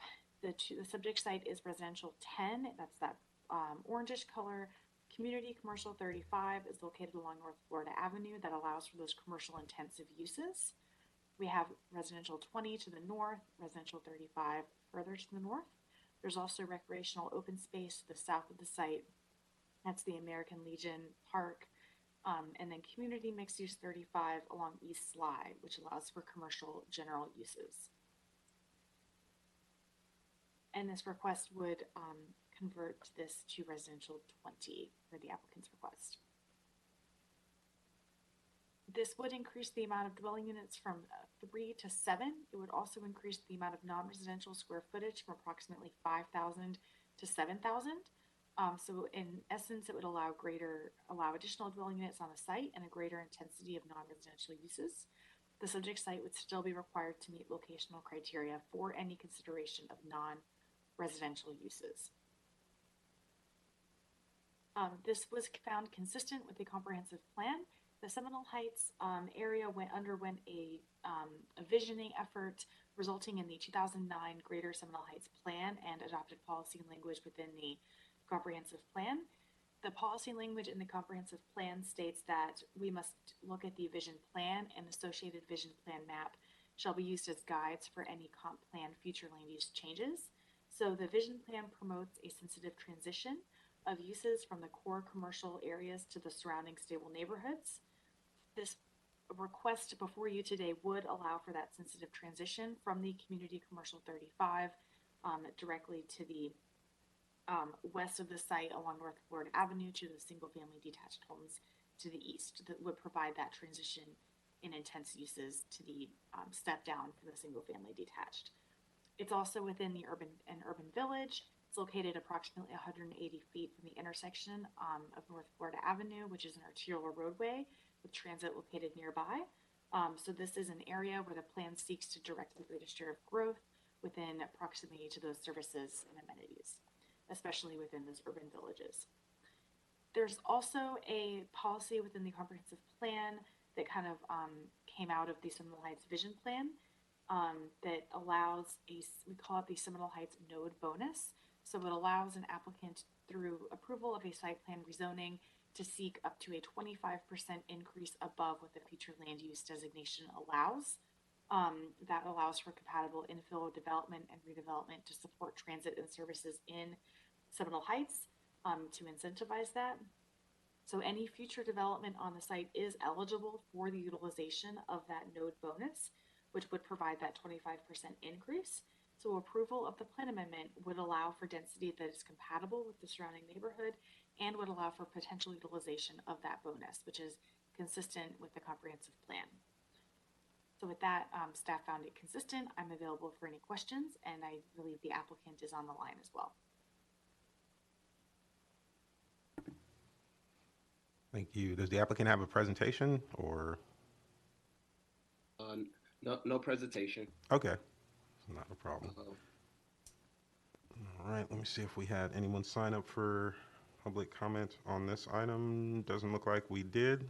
So I will go ahead and turn it over to the commissioners for questions or comments on this item. Not seeing any in the room or any hands being raised on the WebEx. I will close public comment at this time and open it up to motions from the commissioners. Anyone Yes, Commissioner Bernstein. Thank you, Mr. Chair. I would move that we find TACPA 21-28 consistent with the goals, policies, and objectives of the Imagine 2040 Tampa Comprehensive Plan, and that we pass it along to the Tampa City Council for their consideration. All right, and a consistency motion from Commissioner Bernstein. I hear a second. Second. All right. Commissioner Kress.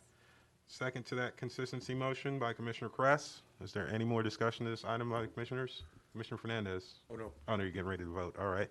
Seeing no hands raised, no discussion in the room, I'll ask the clerk to go ahead and do a roll call vote.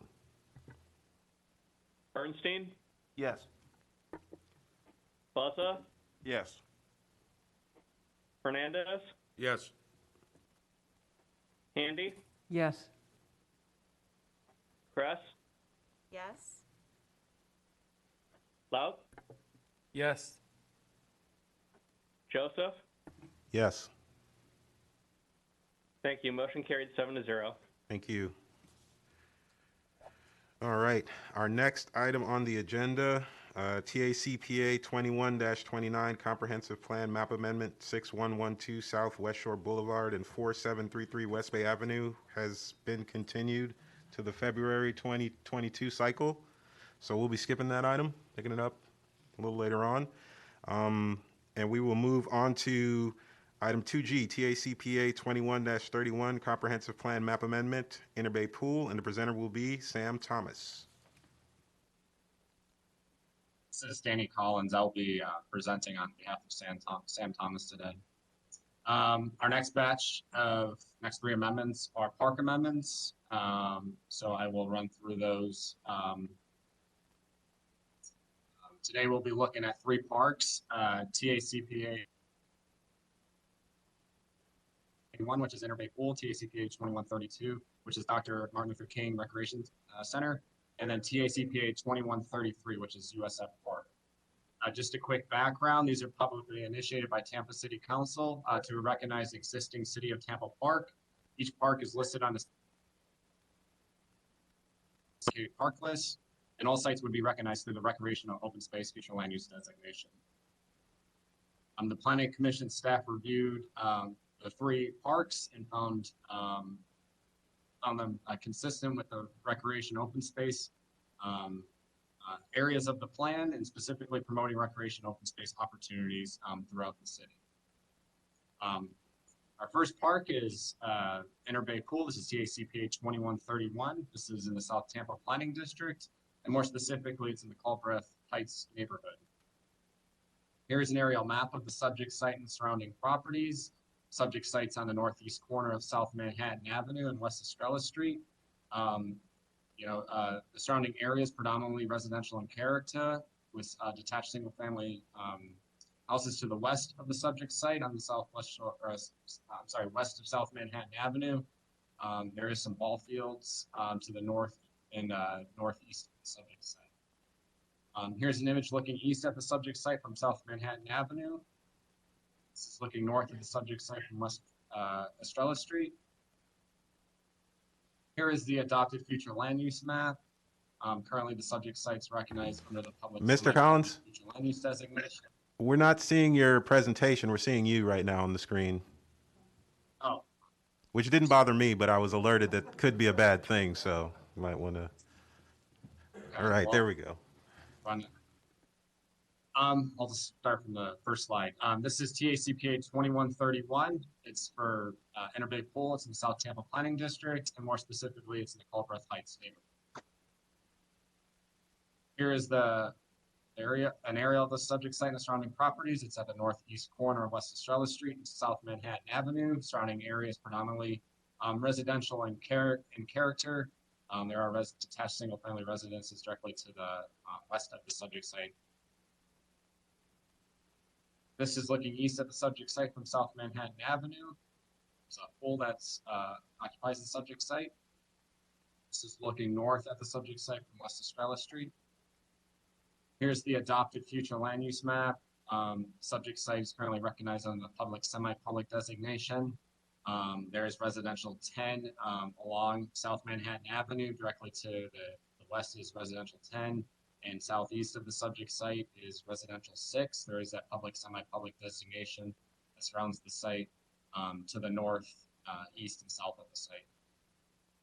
Here is the proposed future land use map, recognizing the entire site under the recreation open space designation. Currently, under the public, semi-public designation, maximum density intensity is determined by the surrounding compatibility with the surrounding development pattern, so therefore it cannot be determined at this time.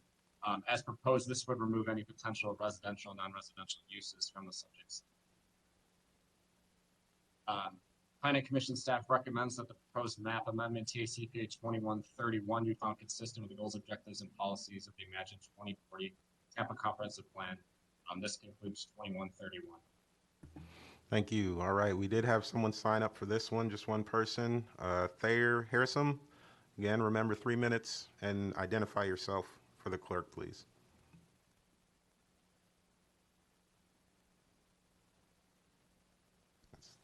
Thayer Harrison, if I'm not butchering it. They're not signed into the meeting. Oh, okay. All right, well, that was it for that.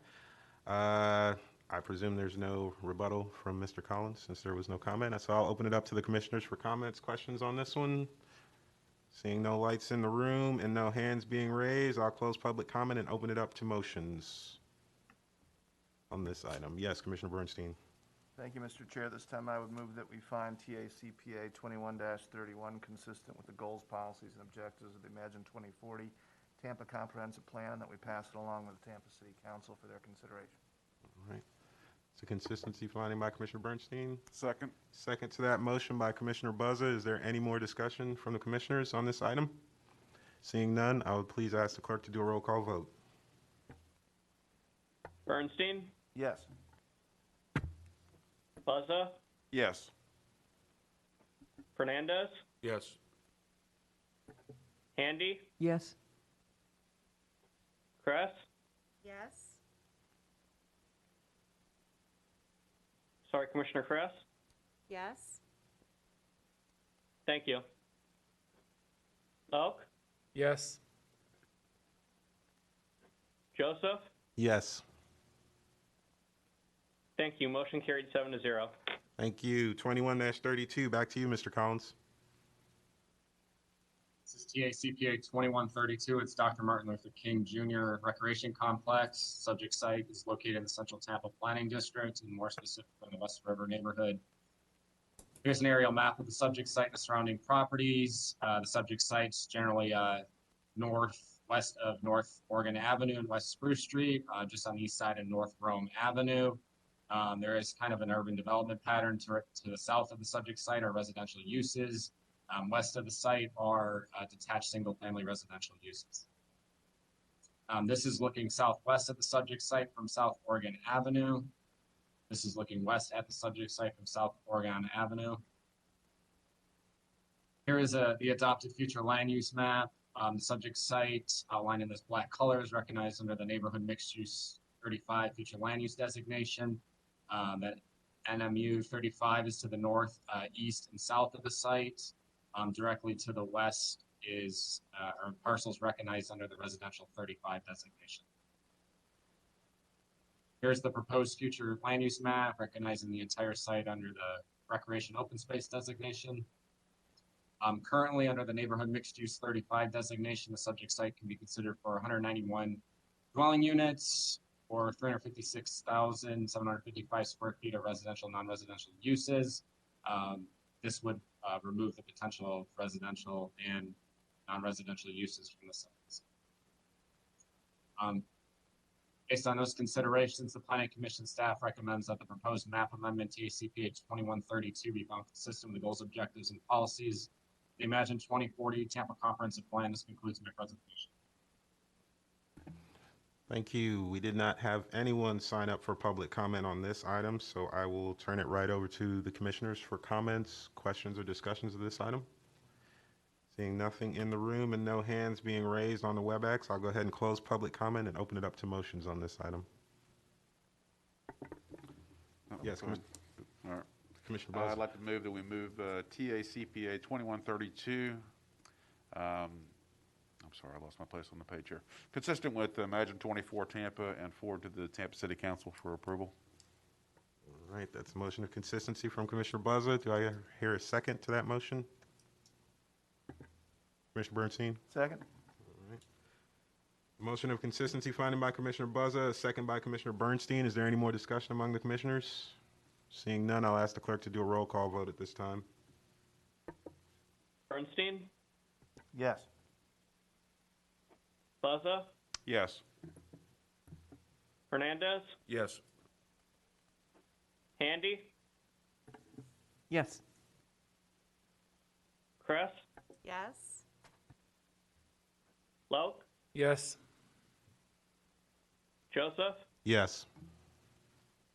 Motion carried 7-0. Thank you. All right, 21-33 to you again, Mr. Collins. Our last park tonight is TACPA 2133. It's a USF park. It's in the Central Tampa Planning District. It's in the Tampa Downtown Partnership boundary. It's within the Coastal High Hazard area, and it's also within the Central Business District periphery. Here's an aerial map of the subject site and the surrounding properties. You'll see the subject site. It's outlined in this black color. Shown in purple, it's just north of West Platte Street and west of South Ashley Drive in the downtown convention center, directly to the east of the subject site. This is looking northwest of the subject site from South Ashley Drive. This is looking east of the subject site from South Ashley Drive. Here's the adopted future land use map. Currently, the subject site is recognized under the public, semi-public designation. Surrounded to the northeast, south of the site is the Central Business District. And then over the bridge, you get, there's land recognized under the Recreation Open Space, and then the RMU 100 further to the west. Here is the proposed future land use map, recognizing the entire site under the Recreational Open Space designation. Currently under the public, semi-public designation, the development patterns, the maximum intensity and density is determined by the surrounding development pattern and its compatibility. Therefore, cannot be determined at this time. As proposed on the recreation open space designation, it would remove all potential of residential and non-residential uses from this. Based on those considerations, the Planning Commission staff recommends that the proposed map amendment TACPA 2133 be found consistent with the goals, objectives, and policies of the Imagine 2040 Tampa Comprehensive Plan. That concludes my presentation. I'm available for any questions. All right, thank you. We had one individual sign up for public comments on this item, so we will turn it over to Mr. Richard Averett, if they are with us. Richard Averett. Richard is not on the meeting. Oh, all right. Well, as that was our only person sign up, I will then turn it over to the commissioners for comments, questions, or discussions on this item. Not seeing any lights in the room or hands on the line. Go ahead and close public comment and open it up for motions on this item. Commissioner Bernstein. Thank you, Mr. Chair. At this time, I would move that we find TACPA 21-33 consistent with the goals, policies, and objectives of the Imagine 2040 Tampa Comprehensive Plan, and that we pass it along to the Tampa City Council for their consideration. All right, a consistency finding by Commissioner Bernstein. Second. Second by Commissioner Lauk, sorry. It's getting late. Is there any more discussion of this item among the commissioners? Seeing none in the room and none on the WebEx, I will ask the clerk to go ahead and do a roll call vote on this item. Bernstein, Yes. Buzza, Yes. Hernandez, Yes. Handy, Yes. Kress, Yes. Lauk, Yes. Joseph. Yes. Thank you. Motion carried 7-0. All right, thank you. Thank you, Mr. Collins. Thank you, staff, for all your time and the information. Thank you to my fellow commissioners for being here on this Valentine's Day. Happy Valentine's Day to everyone. This meeting is over. Meeting adjourned.